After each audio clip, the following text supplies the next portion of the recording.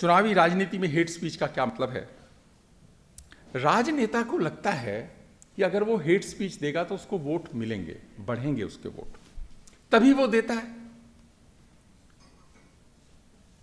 इसमें कसूर राजनेताओं का है या हमारा है जो इससे प्रभावित होते हैं?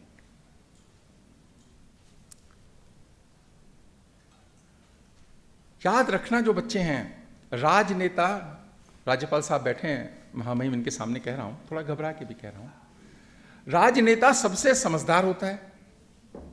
यह गलतफहमी निकाल दीजिए कि राजनेता समझदार नहीं होता। इस देश में सबसे समझदार राजनेता होता है।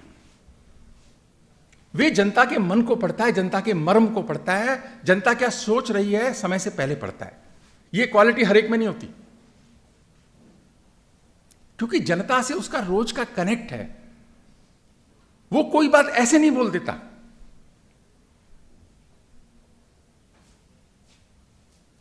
अगर एक समझदार व्यक्ति ऐसी बात कह रहा है तो उसको ये लग रहा है कि मैं इसे बोलूंगा तो मुझे चुनाव में फायदा होगा। तो कसूर उसका तो थोड़ा है, हमारा ज्यादा है कि जो हम फायदा पहुंचाने का प्रयास करते हैं। इसीलिए अगर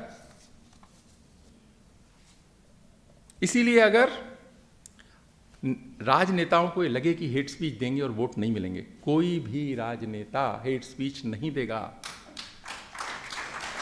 बच्चों मान के चलना, और जो टीचर्स हैं वो मान के चलना, और विश्वविद्यालयों का जो इंटेलेक्चुअल वर्ग है वो मान के चलना कि नेता लोग हम सबसे ज्यादा इंटेलिजेंट होते हैं।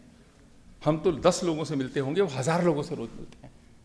उनका जीवन यदि हमको 5 दिन जीना पड़ जाए तो हमको आफत आ जाएगी।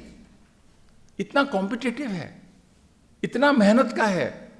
तो वो मर्म समझते हैं जनता का कि अच्छा लगेगा, ऐसा बोलूंगा तो मुझको फायदा होगा, और वो हेट स्पीच में आ जाता है। तो जनता को भी, हम सबको भी अपने मन को, अगर इस विषय से बाहर आना है हेट स्पीच के, हमको अपना मन बनाने की जरूरत है कि यदि कोई ऐसे बोलेगा तो चुनाव में उसको वोट नहीं देंगे। आप देखिए ना, फिर कोई नहीं बोलेगा। आप वोट देते रहिए, वो मजबूर है बेचारा, बोल रहा है, कसूर उसका आ जाता है क्योंकि वो बोल रहा है। इसीलिए मैंने कहा सिविलाइज माइंडसेट, संस्कार, संस्कृति, इससे जुड़ा सब्जेक्ट है ये।